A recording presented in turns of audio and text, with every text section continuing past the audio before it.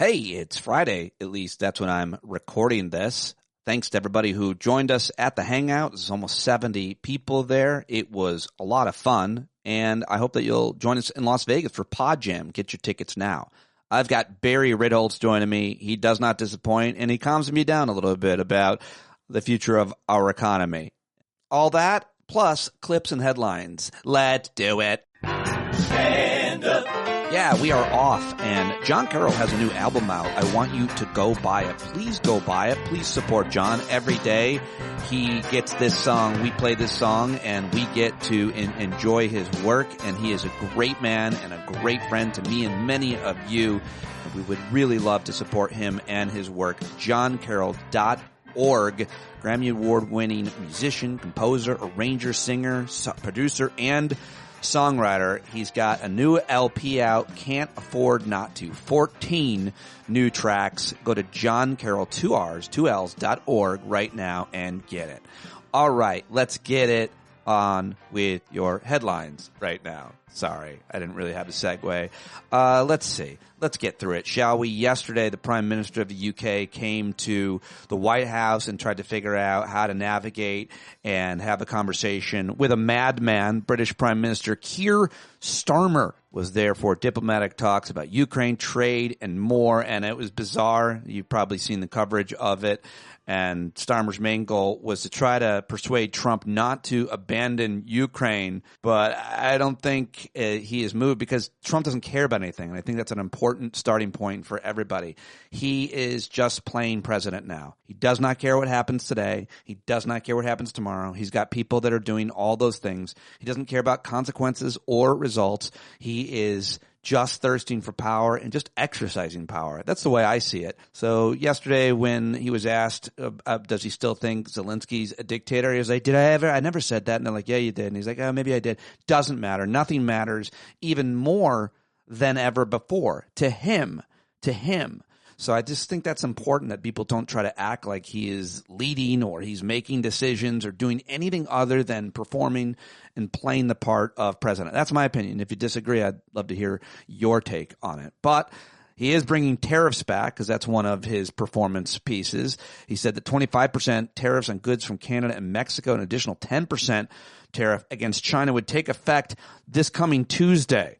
So I believe it when I see it, but it's supposed to be coming. The mass firings continued yesterday. I could talk all about that and the horror of it all. And cabinet secretaries are trying to figure out how to respond to Elon Musk without annoying the president. That's a pretty interesting story to watch. In other news, Attorney General Pam Bondi released a batch of files related to Jeffrey Epstein, but the documents revealed little new information and there were a lot of redactions. So is Trump's name in them or not?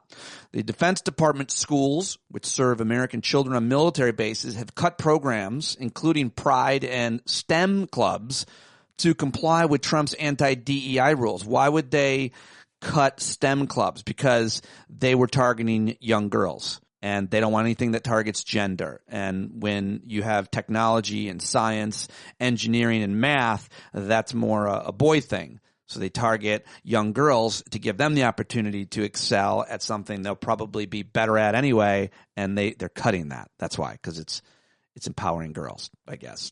The Defense Department barring transgender members of the military from service. That was a huge headline yesterday. New York Times has good reporting, meeting some of the actual trans troops who are affected by it. Let's see. I mean, I got to move past. That is such a huge story, and all of these are, and I want to unpack all of them with my own thoughts, opinions, and more reporting, but I got to move on because these are headlines. They're supposed to get through as many as I can here, and then you can dig into the ones that you care about the most. Mexico transferred more than 24 drug cartel operatives to the U.S. for prosecution, including a founding member of the Sinaloa cartel. It's an interesting story, and that's because they're desperate to try to give Trump something, and American administrations have been trying to get some of these drug operatives transferred here, and in the past, Mexico wouldn't do it, but they're bending the knee at least a little bit, and fine, let them on this. If that appeases the madmen at least a little, buys them a day or a few weeks of more negotiations, then fine. Put them in prison here. I'm not sure exactly what the consequences are, but I do want to know more about that story. The Israeli military released the first findings from its internal investigations because, they were investigating themselves on the October 7th attacks. It did find that senior officers had underestimated Hamas and misinterpreted warnings about the attack. Yeah, what else did it not find or find? A London teenager's parents tricked him and left him in the country of Ghana because they feared that he was becoming involved in a gang. The son sued them, but a court sided with the parents. That's a pretty interesting story. South Korean police are investigating a Japanese woman for kissing a K-pop star from the group BTS without his consent during an event. I don't know why I'm telling you about those last two stories. I just listed them. China has been staging military drills off Australia and Vietnam. That's more like a story here for the headlines, trying to signal power in the region. And the oldest known survivor of the Holocaust died at the age of 113. Her name was Rose Giron. She fled Nazi Germany in 1939 with her husband and baby, only to be forced into a Jewish ghetto in Shanghai. Still, she would often say, "Aren't we lucky?" And Rose Giron was 113 years old. And finally, I do want to mention this story out of Iowa, where yesterday lawmakers voted to end civil rights protections. Just to be clear, they are voting against civil rights protections, specifically for transgender people. And when the governor signs the bill, which I think he will, it'll be the first time a state has revoked such protections. They got them 18 years ago. They are removing the civil rights of transgender people. And that's where I want to start with our audio. I have a 5-minute clip, which I always judge these long clips by saying, if I couldn't press stop, if I wanted to see all of it, then you're going to want to see or hear all of it. And it is really, really good. This is a Iowa senator. He's a Democrat. His name is Tony Bisignano, and he just excoriates the Republican senators yesterday in the Senate in Iowa for, well, you can hear it, but the best part is he calls them out for pretending to be Christians, for saying prayers but not acting like Christians. And it's just an unbelievable speech. It doesn't seem scripted. It seems to come straight from his heart. He's indignant, as so many of us are, about this vote and the transgressions, not only against trans people, who there's so few of, but they're trying to remove gay rights. They're trying to overturn Obergefell. I just saw a clip of I think an Idaho state lawmaker proposing that. So here he is, Iowa state senator, for about 5 minutes. Well worth it. Senator Tony Bisignano gets my applause. And I usually delete, but I include all the dramatic pauses here because he's clearly not scripted. He's thinking a lot what he's got to say here. So it's all left in raw. Thank you, Mr. Chair, Mr. President. The answer that we just got, is that going to be our answer as well? This is protecting women, children, and are we not going to have a debate here on this issue? No one else wants to talk. We're talking about something critical here. People's lives. These people aren't downstairs because they got nothing else to do. Their life's on the line, and it should be taken serious, and I don't think you're taking it serious. You filed the bill, you knew what you were going to do, you all got in line, and here we go, the exact same procedure.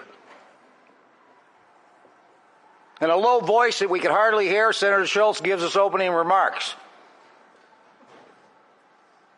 When we file an amendment, we get the same answer that he closes opening remarks with. Do you got anything legitimate to talk about why you're screwing people in housing, in employment, in health care, and everything else? Can we talk about it over there? A little bit? Tell me what you think.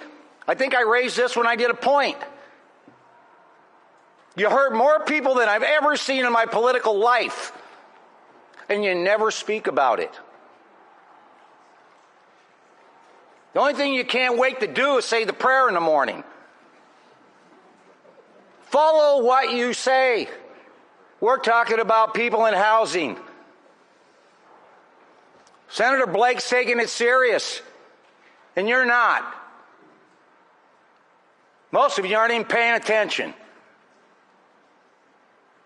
This isn't your average bill running through this chamber.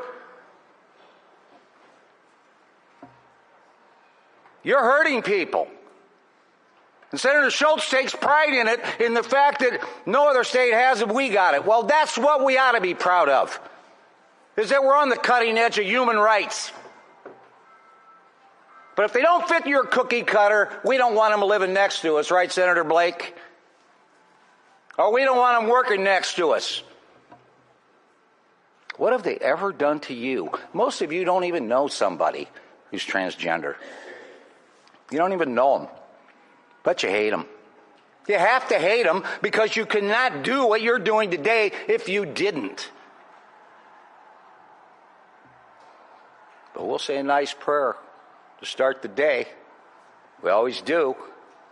And then we proceed to violate people over and over and over again. All they want's their fair shake in life. They want to be like you. They want to live with you. Something wrong with that?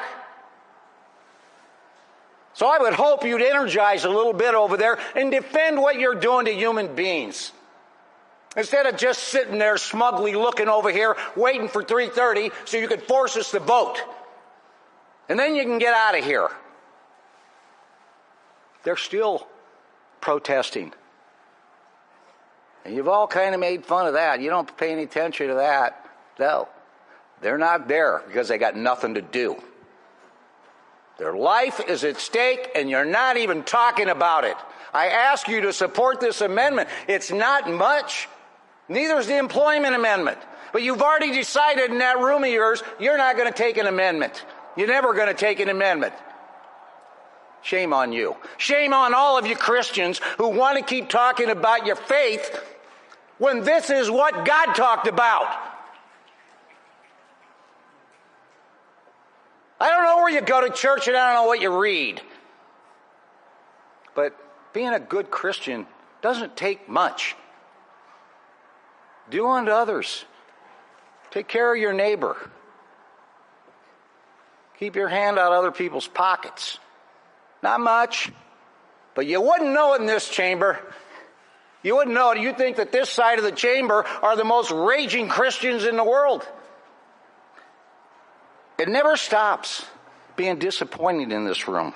It never stops because we've never yet hit bottom, but we are getting very, very close. And you got your agenda and it's coming. But you're going to listen to me, and you're going to listen to us, but we'd like to hear you, in your words. Tell us why you hate those people. Tell us why you want to grind them and take them out of Iowa, because that's what this does. It pushes them out. Point of order has been requested. Senator, state your point. Can we get back to the bill? It says, can we get back to the bill? Senator Bisignano, I'd encourage you to stay on topic, please. Thank you. Okay, now here comes the mic drop. Shame on you, Christians. And he takes a swipe at the mic and like swats it away and just walks away. And I love that. I thought it was really very good. Now let's listen to a real Christian who is a state senator from Texas, who you've probably heard, and everybody in Texas and progressives that pay a lot of attention to politics know of. Texas State Rep, I said he's a senator, Texas State Rep James Tallarico, politician, former teacher, and he is at a rally for public educators, and he identifies as a Christian, but one who practices what he preaches, and here he is at a rally yesterday, using some effective messaging that we should all lift and be repeating. The only minority destroying America is the billionaires. Here in Texas, a group of billionaires are trying to privatize our public schools and sell them off brick by brick. Their private school voucher scam will use the tax dollars of plumbers and nurses to fund coupons for wealthy parents who are already sending their kids to private school. It's theft. It's fraud. It's corruption.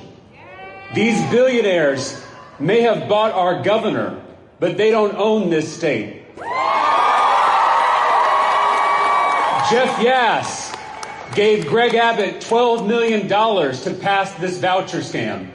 But this Capitol doesn't belong to Jeff Yass. It doesn't belong to Tim Dunn. It doesn't belong to Ferris Wilks. It doesn't belong to Betsy DeVos. It belongs to you. It belongs to the people of Texas. Big money is powerful, but it's nothing compared to people power.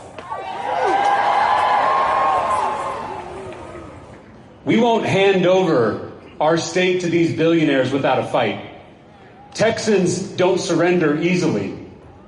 So if they want to close our Texas public schools, we've got 4 words for them.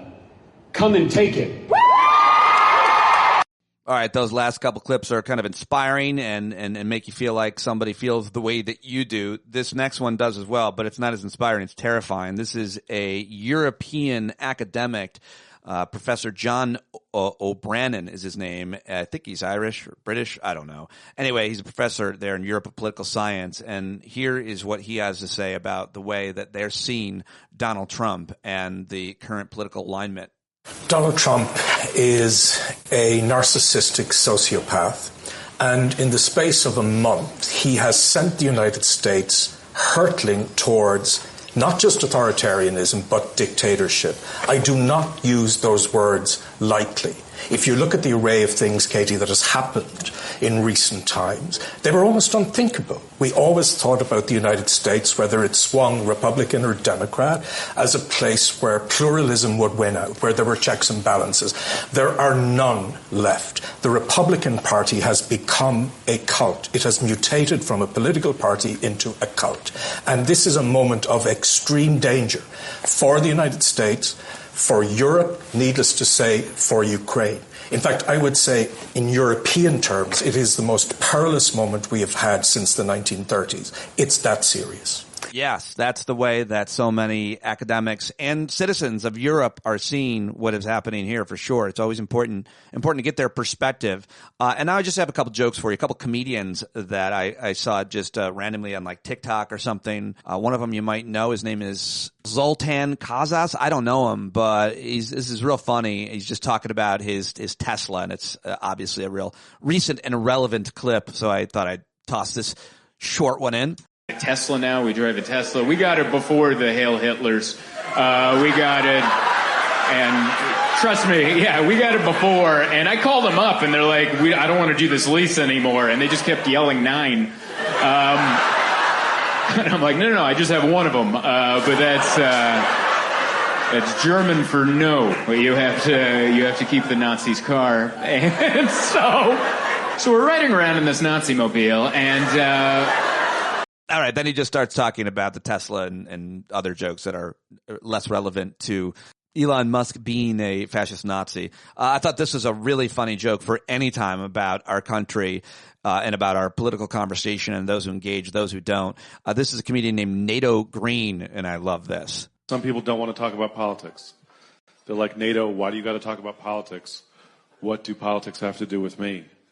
I'm not an immigrant or a black person or a Muslim or a Jew, or a gay, lesbian, bisexual, transgender, or a woman, or an old person, or a young person,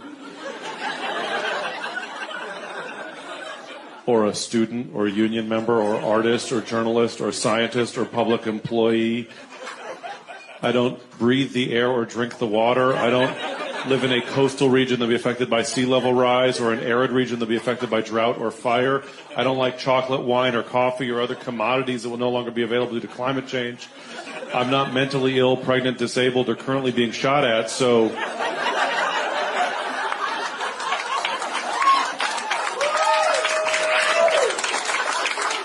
What do politics have to do with me?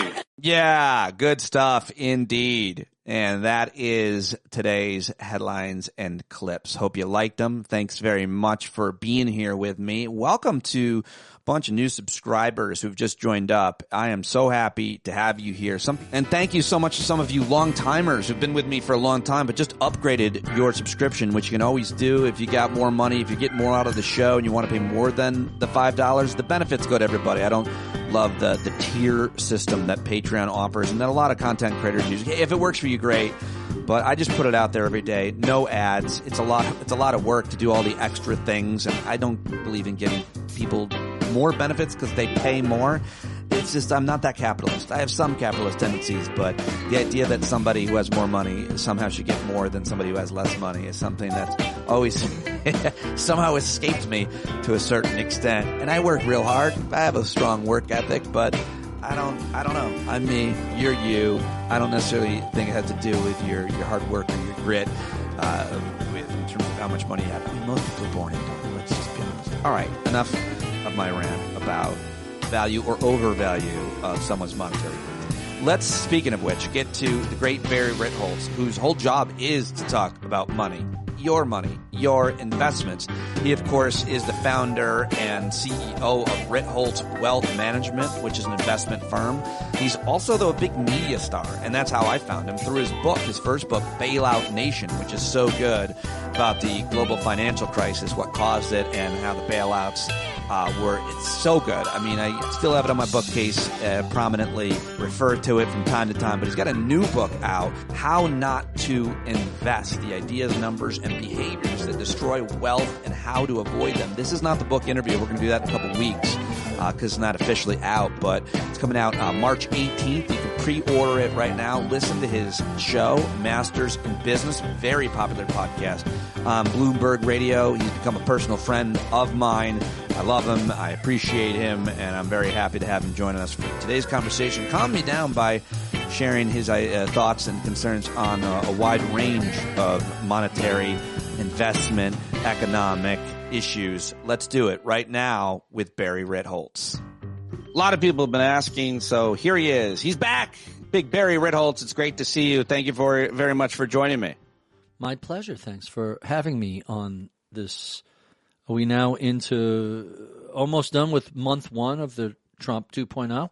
Yeah, and there's a lot to talk about, but real quick here at the top, I know we're not doing the book interview today, but I just want to say congratulations. I've got the new book. Thank you. People can go order it now, How Not to Invest.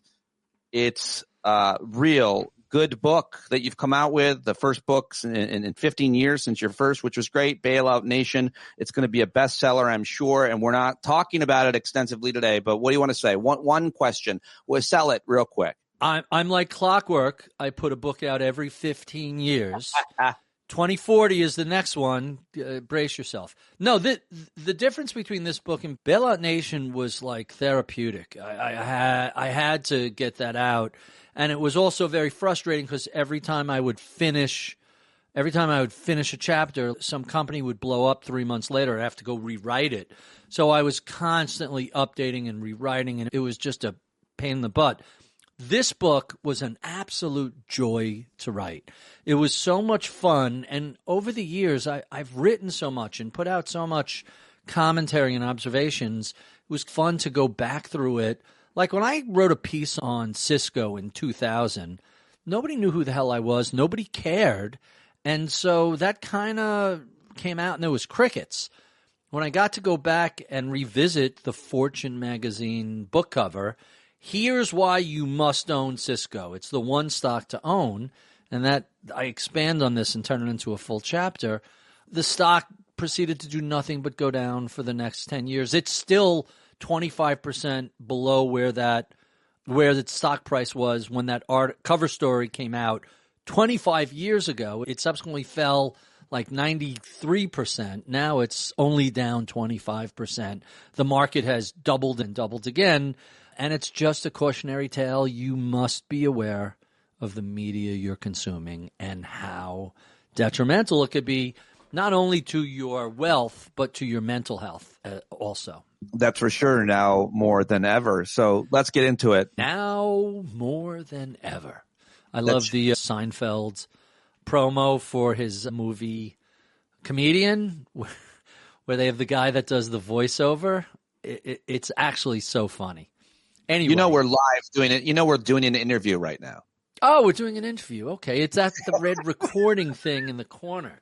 I just thought that was there. What are you talking about? I remember talking to you in 2020 when Trump got elected the first time, and you basically talked me 2016, and that's right. Excuse me. You talked me off a ledge there in terms of the economy. I can't imagine you're not more panicky now. This time is different. I'm sure all of your clients, investors across the country are terrified because this guy literally wants to destroy the country, and his billionaire tech guys could care less about America. They want to invest in the world. So we're completely fucked. I'm sure you are in agreement now.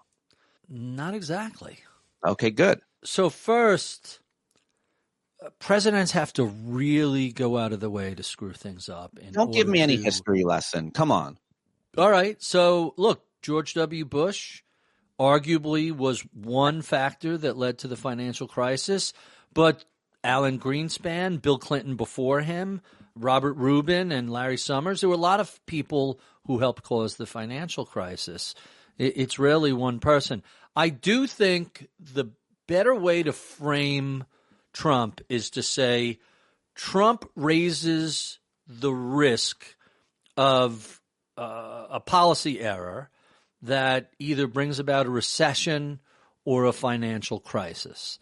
He raises the risk of that. In Trump 1.0, he was kind of naive as to how D.C. worked and surrounded by people who were institutionalists who were there not to do his bidding but to protect the institutions in place. Now Trump 2.0 has a lot of sycophants and a lot of people who are there just to do his bidding. They're not guardrails the way we had last time. And if the JFK was the best and the brightest, this cabinet seems to be, with a handful of exceptions, the worst and the dumbest. Like, I'm not an Elon Musk fan, but I wouldn't say he's dumb. He's naive and wildly overconfident. There's no evidence that he's intelligent. There just isn't. I'm going to disagree with you on that. He was born into wealth and made some smart investments. There's no evidence that he himself has a mind for engineering, or he's a charlatan. He pretends to be. I think that overstates it. And by the way, you would never see me buy a Tesla. I think he's done a lot of damage to the environmental movement after putting it so forward. Right. Has 3 steps forward, 4 steps back. That's a negative. What's his name? Go back. Besant is pretty savvy guy. Again, I don't agree with most of these people's philosophies. And Howard Lutnick from Cantor Fitzgerald, again, not a fan, but you can't say he's stupid. He's at Commerce, and Besant is Treasury. But now you look at the rest of the cabinet, and it's a collection of wildly unqualified people. Tulsi Gabbard has no business being anywhere near anything having to do with national security. The TV host as head of Department of Defense is just that is a form of national. You got an election denier as Attorney General. You got an election denier as the head of the FBI. But let me now, I don't know how many people are really election deniers as opposed to sycophants. By the way, you have a corrupt former state attorney general as now the U.S. Attorney General. Go back and look at Bondi's history following the financial crisis and the mortgage robo-signing scandals that she basically took a donation from a bunch of builders and dropped a bunch of cases and fired 2 or laid off 2 assistant AGs who had been working on that. So she is very much a Floridian and a Trump type of let's call it a transactional person. Now, that's fine if you're selling used cars. It's not what you necessarily want in an attorney general. Let's just look at the policies. You mentioned Bush administration and Clinton and Rubin, and what you're talking about there is what you've written a book about and talked about and taught me a lot about, of course, the financial crisis and its causes. And let's just shorten it to the deregulation of the financial industry. As a result of it, Obama, Elizabeth Warren created the Consumer Financial Protection Bureau. That's been destroyed. That's just the financial industry.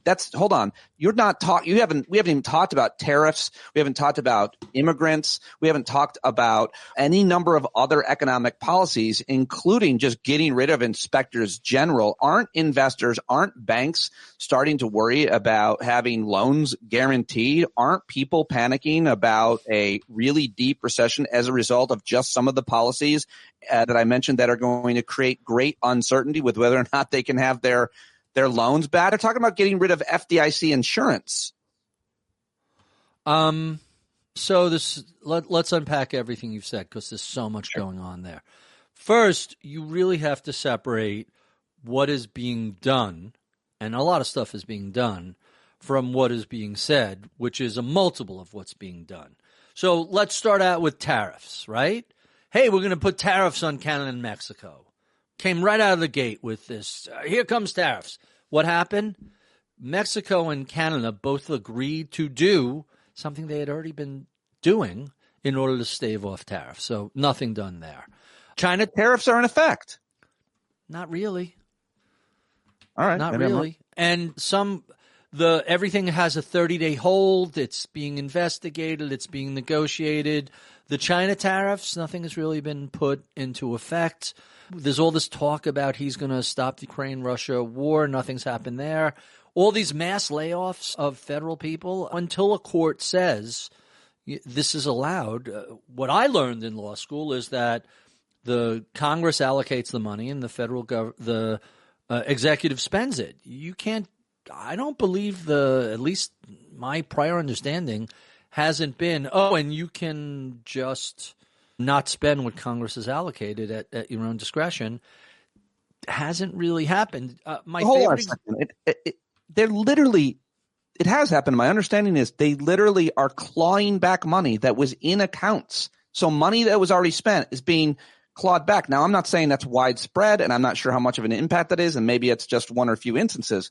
But they're going to the executive branch is taking the power of the purse. So your understanding sounds right. It seems to be all of our understanding of the Constitution.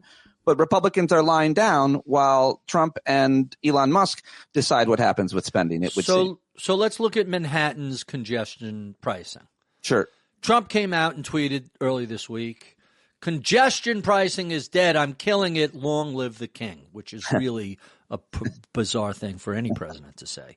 And the MTA yawned and said, hey, don't take this the wrong way, but we're going to continue collecting congestion pricing until a lawful court tells us we must stop. You, as President of the United States, don't have authority over a state law that was passed, signed into law by the governor, signed off on by the 3-state Metropolitan Transit Authority group, and funded by the last White House. And P.S., if America had been funding mass transit appropriately instead of just pouring all its money into highways, this wouldn't be necessary. But thanks for your opinion. In the meantime, we're going to continue this. And until a court makes us stop, we're going to. And I think that is the model that you need to think about this. There's almost 3 million federal workers. And Elon Musk sent a letter out to them saying, you're all fired. And if you want to take an early retirement, and out of the 3 million, something like 50 or 60,000 have said they were retiring. Something like out of the 3 million people who work in the federal government, something like 5,000 people retire a month anyway. It's some crazy giant number. So arguably, now USAID is a different situation. USAID was set up by the executive branch under Kennedy. So it's certainly within the executive branch's purview to say, we don't believe in soft power. We're going to give up this wildly influential and important 0.01% of our federal budget because Doge. That's within their rights. To turn around and say to this – now, I'm not saying that he's not doing damage. I'm not saying that there aren't a lot of universities and research facilities that have not gotten their money. And when people don't get paid, they have a tendency to say – gee, you guys work this out, but in the meantime, I got to feed my family. I'm going to go get a job. So he's definitely having an impact. But when I look at how much noise is being made about all of these things and what the actual results in real time are, it's wildly disproportionate. And as much as we all think Steve Bannon may have been a jerk, his flood the zone strategy is incredibly effective. He is just overwhelming us with everything. Let me remind you, despite the panic it caused in the first week of the Trump 2.0 presidency, we haven't invaded Canada and turned it into our 51st state. We haven't retaken the Panama Canal by force. We haven't forced Denmark to sell us to Greenland. All that noise, all that bullshit I can't hear what you're saying because your actions speak so loudly. So the trolling, which people take seriously, in fact, Trump just invited Canadian Prime Minister Justin Trudeau to the U.S. Governors Conference. No way. I didn't see yeah, this just came out earlier today. And if you go on Blue Sky or Twitter, you'll see a number of people said Trudeau should just invite Trump back to Canada's annual National Mental Health Conference. So we have heads of state trolling each other. What my favorite thing about the Biden administration is I didn't wake up each morning thinking, what did POTUS anger tweet while taking a dump this morning? I don't have to deal with that anymore. And now, once again, we have to deal with it. So you have to put everything into context. Listen, I'm not sanguine about this. I want people to understand he is and will do damage to the existing institutions and the geopolitical alignment with Europe. And he's definitely going to do some things that are worse than expected. I think we have to step back and put what is noise, what is real. The tariffs are a perfect example, right? So this is his MO. Say something outrageous. Just came out. We're going to cut Pentagon spending 8 to 10%. Are we? Is that really what's going to happen? Because every weapons plan that's out, and by the way, I think we could cut Pentagon spending. Not only can we cut it 20%, we could probably wildly reprioritize what we do and don't spend money on. But every one of these weapons would have some view on how money could be spent more efficiently. But we're not talking about efficient spending. We're talking about across the board cuts, which is honestly you need congressional approval. By the way, what's really stupid about this whole thing is I think he can get congressional approval for all this stuff. I don't know why he's not doing it legitimately, legally. There is no weaker group of – the only people more spineless than the Republicans in Congress are the Democrats in Congress. And I disagree with that he could get congressional. This is the reason why it's never been done. When you've taught me this, people don't like having the things they like removed, specifically health care. Republicans tried to get rid of Obamacare. They could not do it. They all ran on it, but in the end, they couldn't do it. Yeah, remember, they were McCain's thumb away from repealing. But so I don't along those lines. But that's neither here nor there because they're not trying it that way. So I hear what you're saying, that it's a lot of noise and that you need to follow what actually happens on the ground with any of these issues. I'm glad this is the way you're thinking. I'm happy to hear it. But have you changed anything about your thought process or the advice for investors in terms of wider, general, long-range, conservative strategy? Last night I read some credible source, and I think you already mentioned it, we could be in for a deep recession or financial crisis. But does that change my investment strategy, your advice you're giving? So if you need the money in the next 3.5 years, maybe.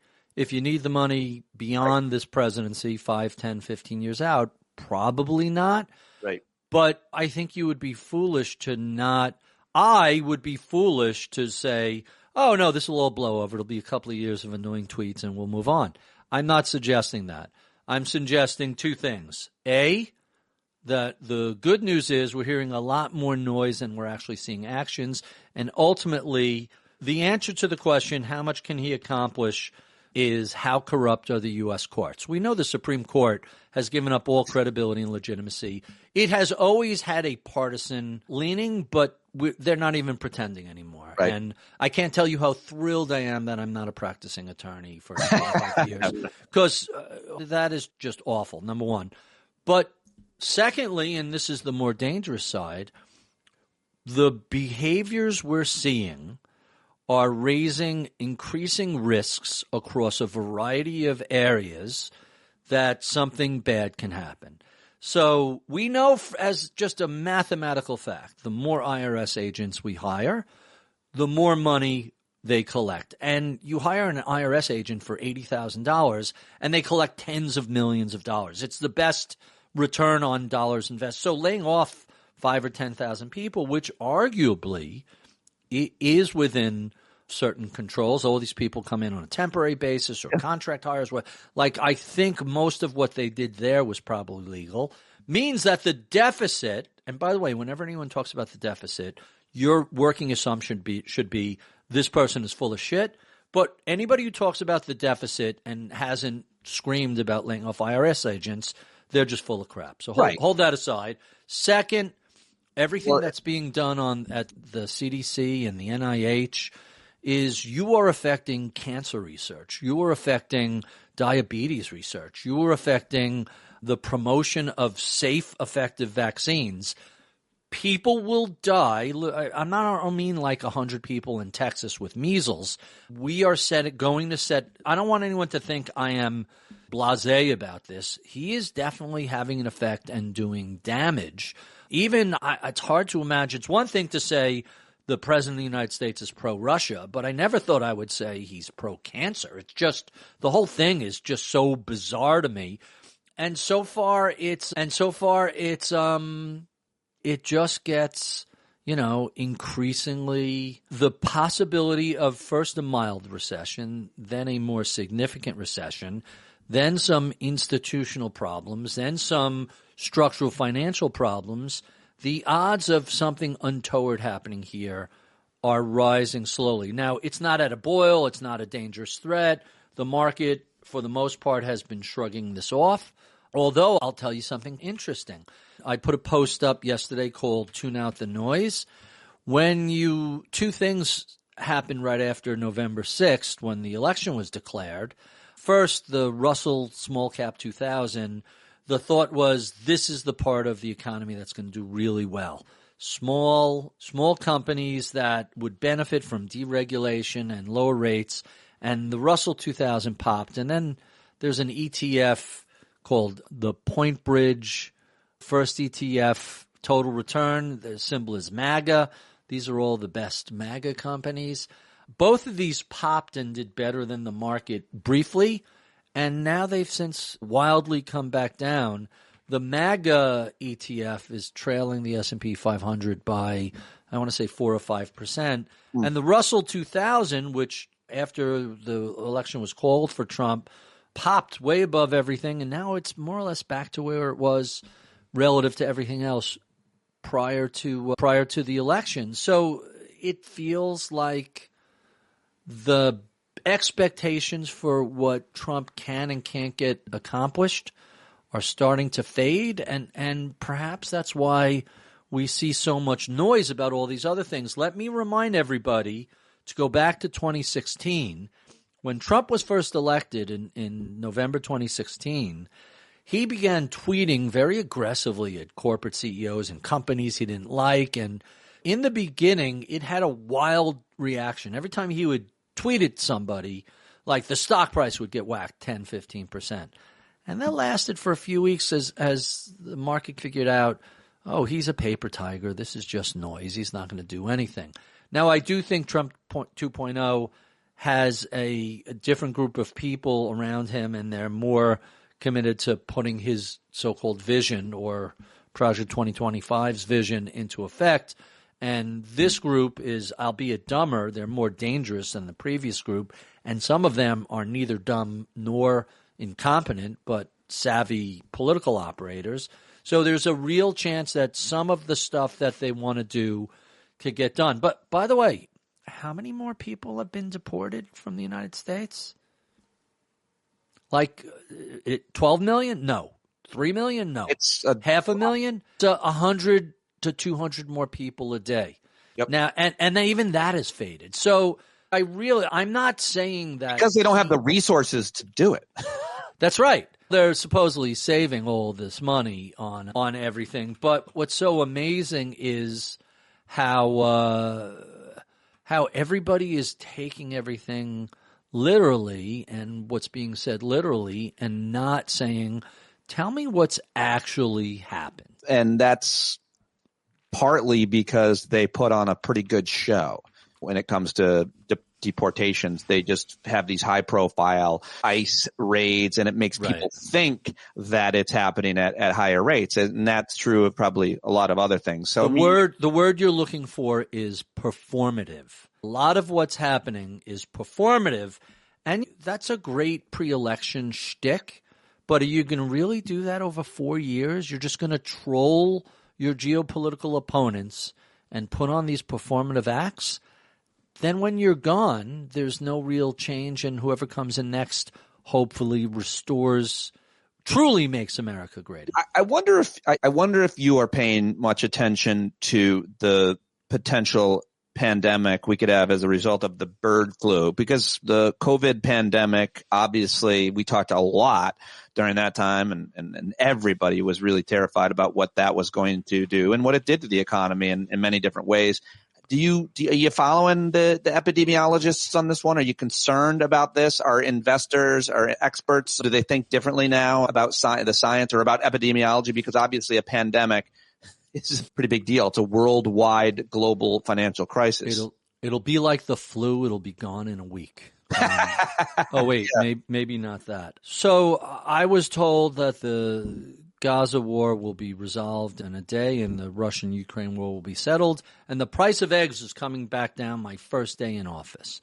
And eggs are at record highs. By the way, egg prices were not Joe Biden's fault. They're not Donald Trump's fault. Right. When you cull 100 million hens, you have fewer birds, fewer eggs, higher prices.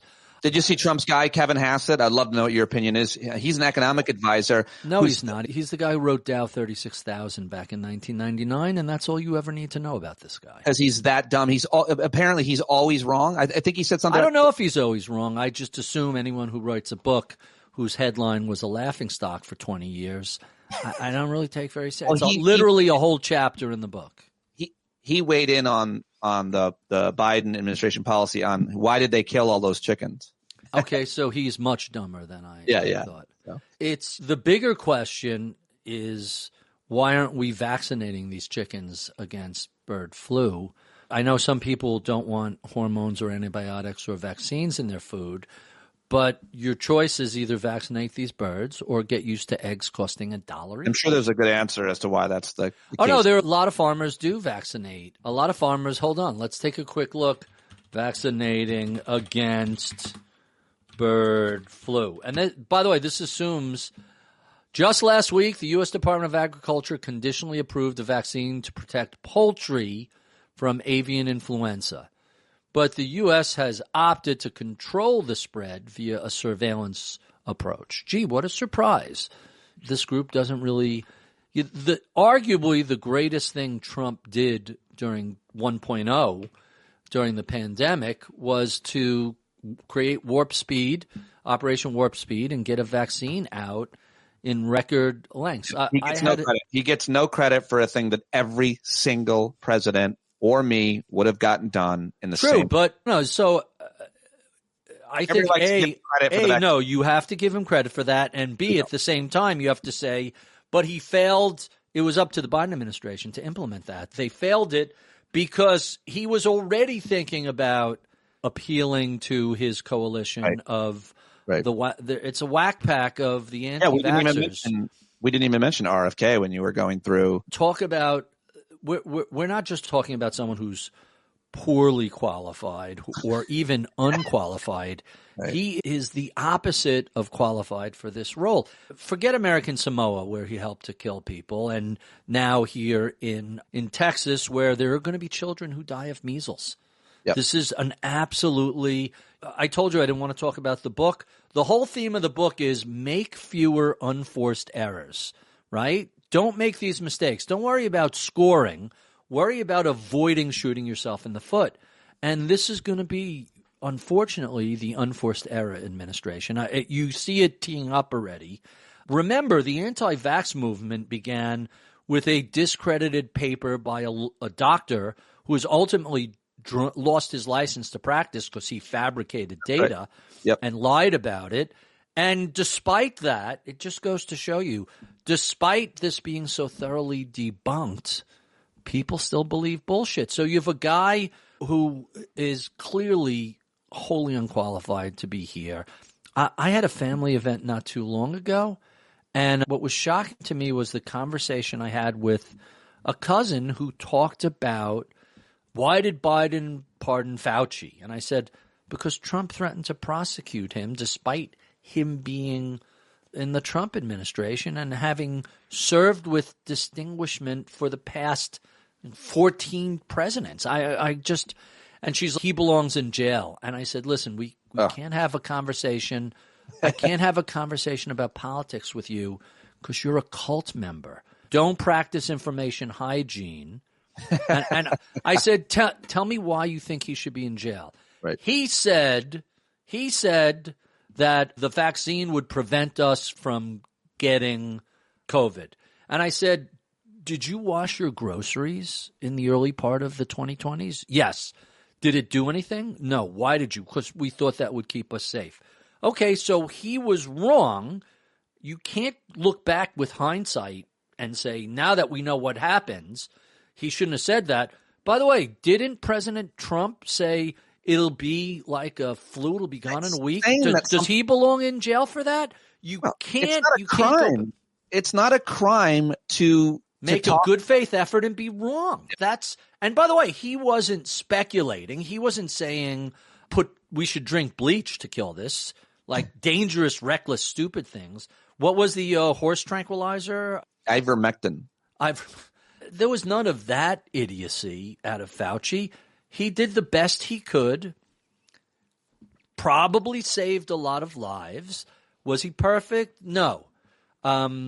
Is any single expert ever, but we could talk about the death of expertise and information hygiene more. I got to ask you, though, before we go, your thoughts on cryptocurrency, not what you used to think about it or what you generally think about it, but what you think about what they're trying to do with it now. It would seem that it is, say whatever you want about it, there's a lot of lies about it which help inflate certain investments, and then the people who do it then pull out while the rest of us get hung out to dry. They really So which crypto coin are you talking about? First, what you're describing is the rug pull, which used to be in equities used to be called pump and dump, but they're essentially the same thing.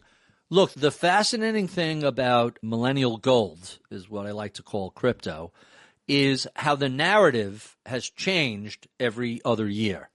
So first, the original claim for crypto was financial repression, the decline of the dollar, a whole bunch of other nonsense, and crypto is outside of finance. And then it was, it's untraceable. That turned out not to be true. We know it's traceable. The next thing was there's only a certain amount of coins going to come out, and that's the value. And we've seen an endless array of new coins, and although arguably there'll only be 21 million Bitcoins, even with the forking and this and that, I think that's correct, but never say never. And then it's been one narrative story after another. The way I really like to think of Bitcoin and crypto generally is Google is about $2 trillion up until recently. Facebook, about $2.5 trillion market cap. Facebook, about 1.5. Bitcoin is about 1.92 trillion. Think of Bitcoin as a single company that's bigger than Facebook, smaller than Google. It's not so far. There's no evidence that it's replacing the dollar, that it's got a use case in society. I've read countless stories that here's what this is going to do and here's what this is going to replace. I even wrote a piece myself about the potential of Bitcoin and other blockchain currencies to create a smart ticketing. So if you want to go to a Taylor Swift concert, you can't pay $129. They're $2,000 because all of the StubHubs and ticket resellers swarm these sales, and what you can't do in Europe, they don't allow that. If you were to put tickets on a blockchain, the artist controls them, and they could say, these are only sold for $129, and you have to be part of my email list, and you'll get a specific code. And by the way, if you want to resell it at a higher price, you can, up to X dollars, of which the overage above what you pay, you split with the artist. There's things you could do like that with smart contracts that are really good. But let me point out a really fascinating data point. Bitcoin came out a year or two after the iPhone did, after Apple did.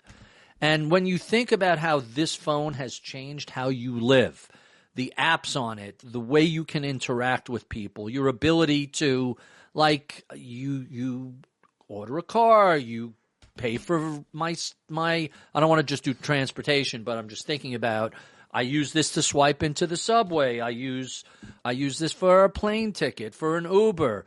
I make reservations for restaurants on this. I get all my email and my texts, and like, I'm just looking at all the apps I have. My calendar's on this. My weather is on this.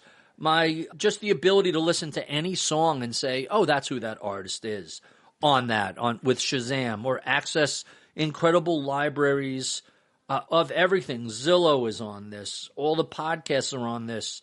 You're off mic. You're off your mic. All the podcasts are on this. All my New York Times.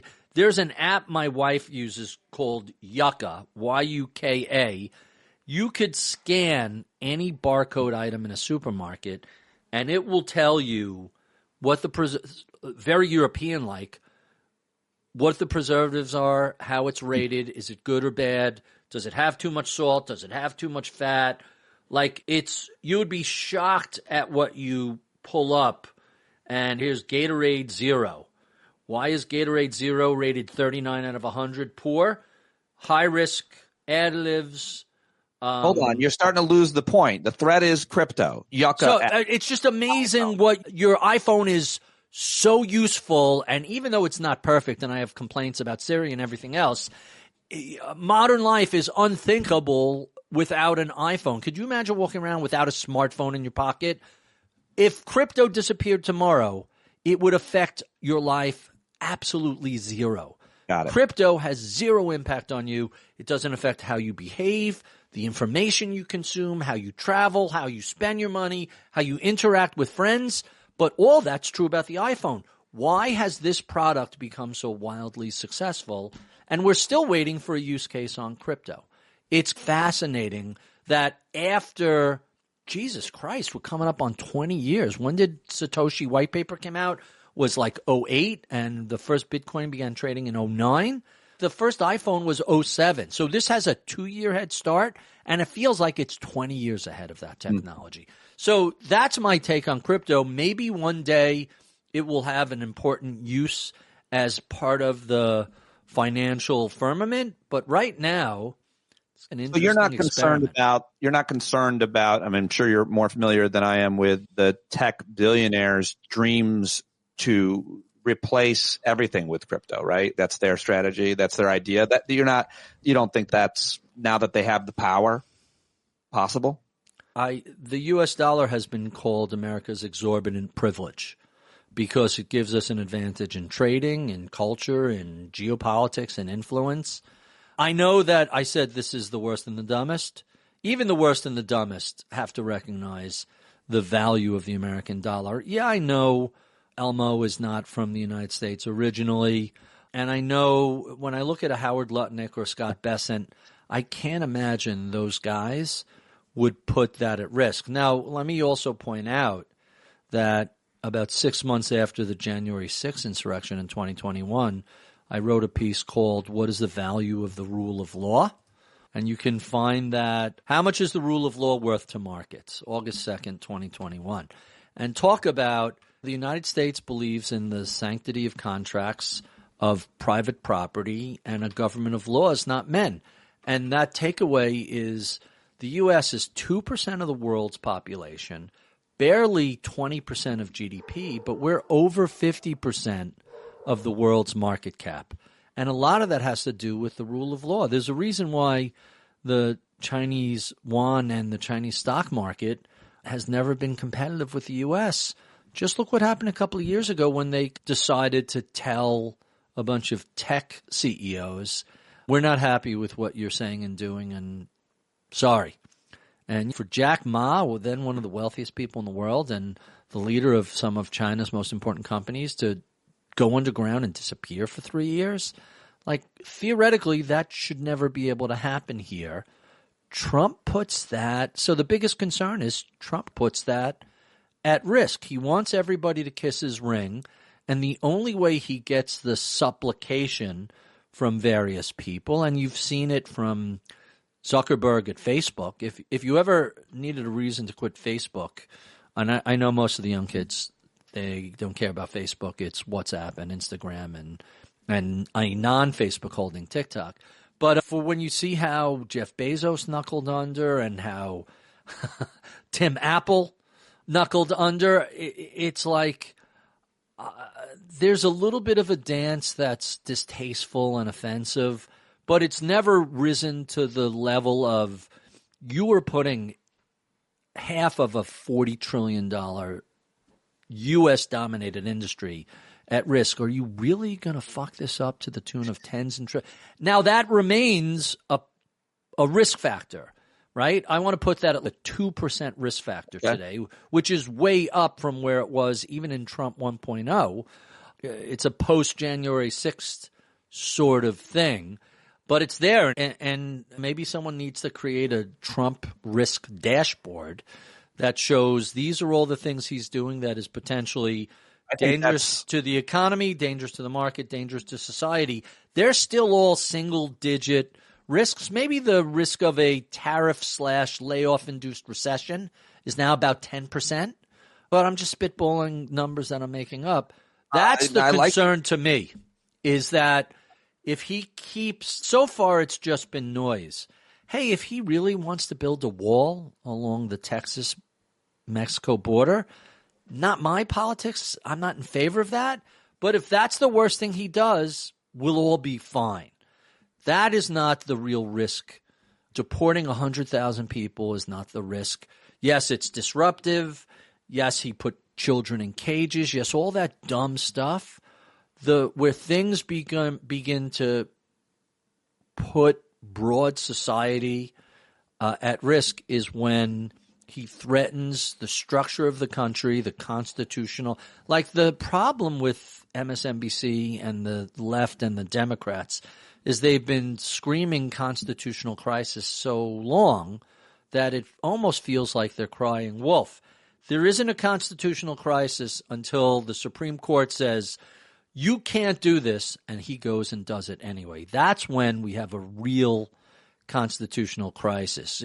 He certainly feels like he's heading in that direction, but there's so much bluff and bluster and trolling and bullshit, and the flood the zone strategy is very effective at making it difficult to say this is real and this is nonsense.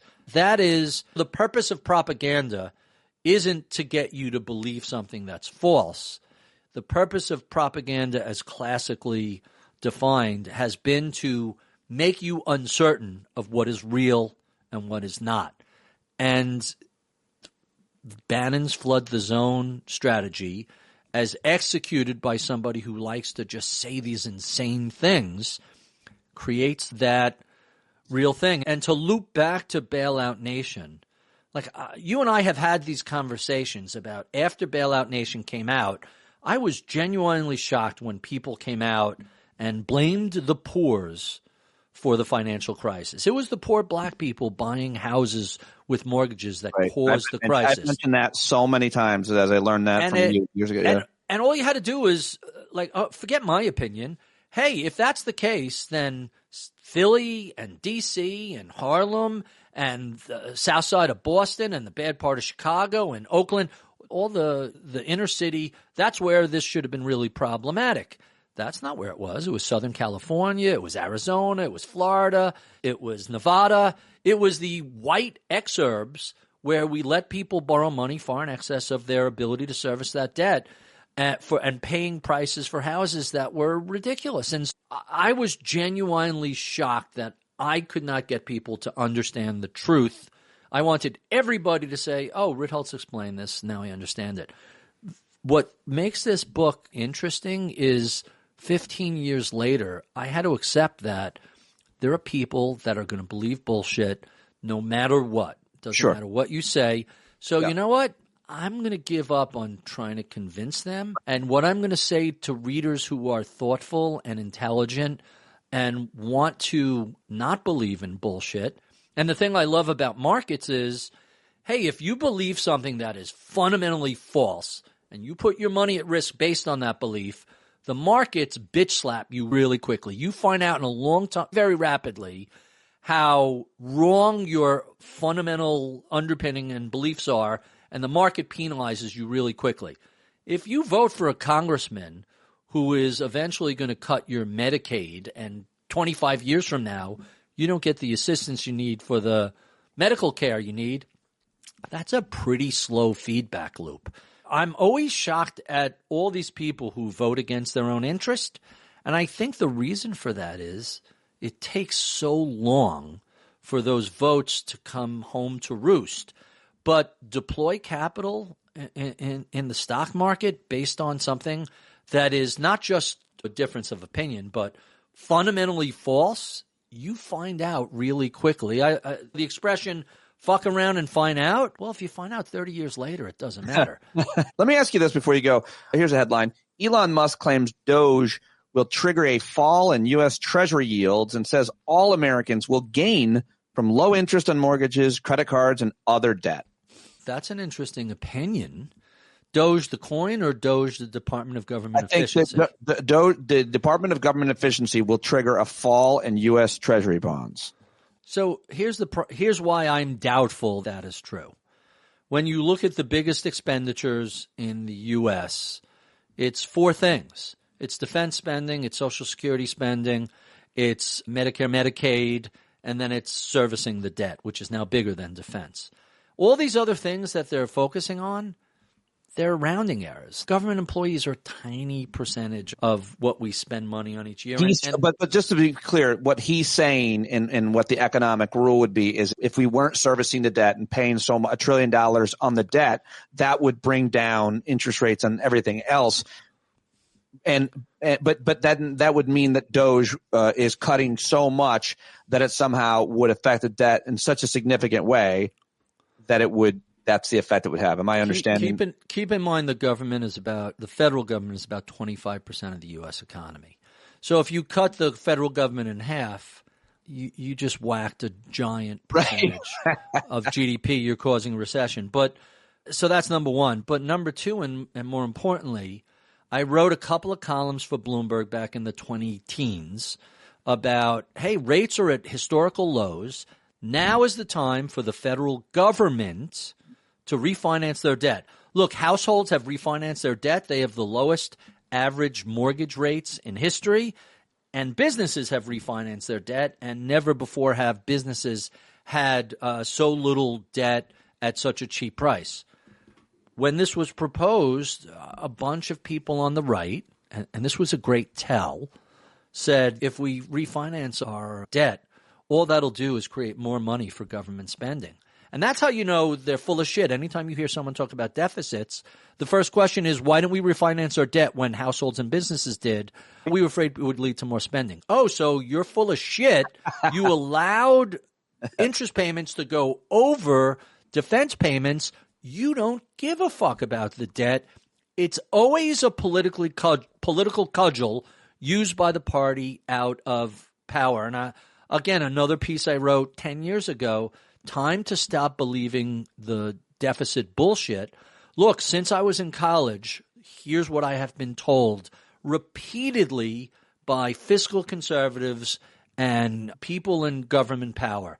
If we don't get our deficit under control, the U.S. dollar is going to collapse. Inflation is going to be a persistent and structural part of our economy. It's going to crowd out private capital for startups and small businesses. No one will lend money to Uncle Sam. When we are having these theoretical arguments and someone says, if we don't do this immediately, here's what's going to happen. If 50 years go by and none of that shit happens, you get to say, hey, asshole, nothing you said is true. Your theories are bullshit. They're completely unproven. You could run around screaming that this is going to happen and that's going to happen. How fucking long do you have to be wrong before you admit it? Hey, it's one thing if you say, I expect this to happen in the next 6 months and it takes a year or two. But if someone says, you have to do this or immediately we're going to suffer consequences, and decades go by, a half a century goes by. You're not early. You're just wrong. And P.S., Japan, which has run persistent deficits and has a giant balance of trade advantage, but a terrible demographic disadvantage, has been just fine. Remember, 100% GDP to debt ratio kills you. All right, 120, 150. Japan is like 260, 280%, and they're fine. And so I always say there needs to be consequences for people who are not just wrong, but wrong and refuse to admit they're wrong. And that's kind of where we are with this group. How long will it take for rates to go down?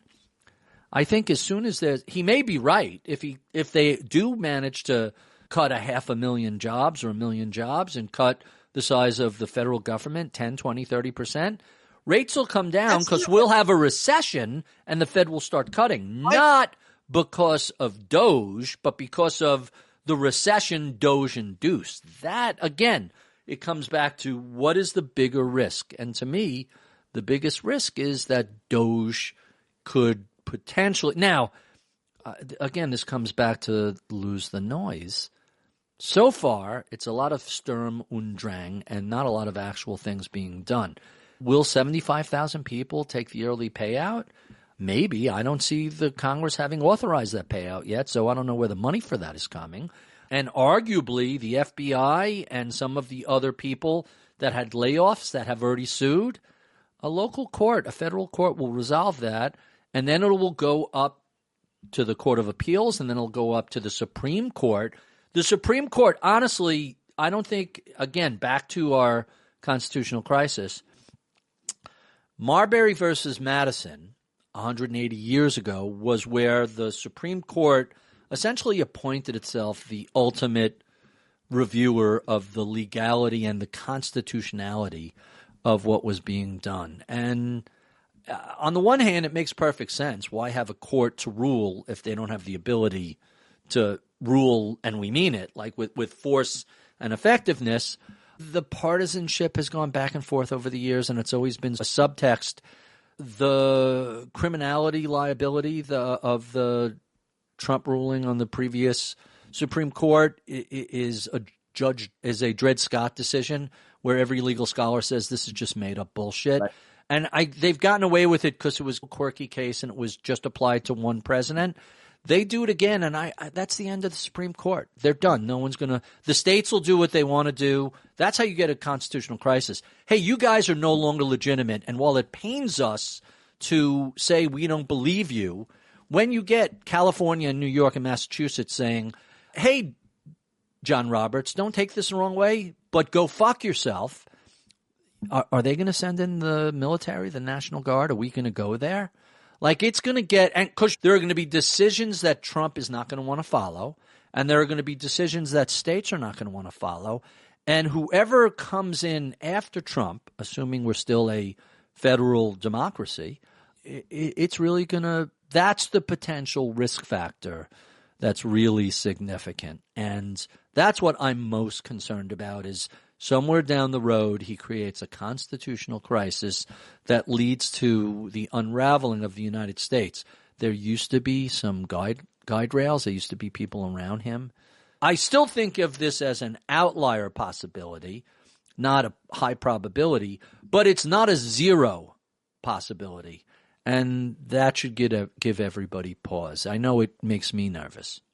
Thank you very much for all of that. Much appreciated. Congrats on the new book. Look forward to talking to you as soon as possible about that. It comes out on March 18th. Go to hownotoinvestbook.com. There's a ton of stuff in the book about information hygiene and epistemology and all these different things that go to how we take in information and how we make decisions.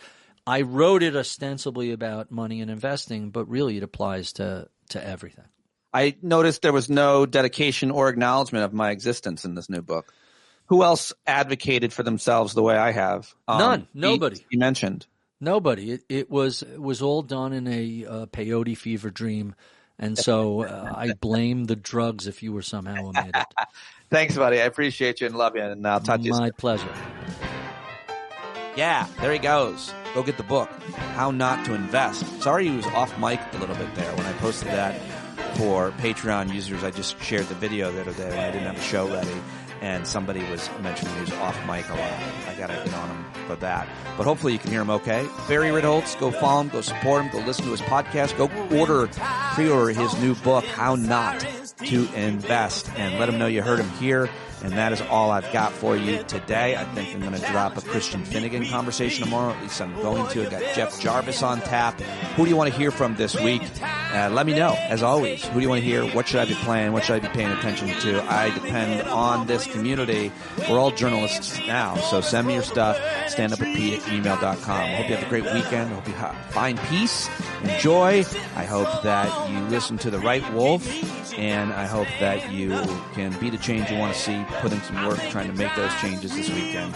John Carroll, go buy that album right now. Get your tickets to PODJAM 2. That's it. I'm done talking. Well, there's a whole lot more of us who know what's right. They'll keep right on ignoring us if we keep sitting tight. You got to open up the window to let in some light. You got to stand up.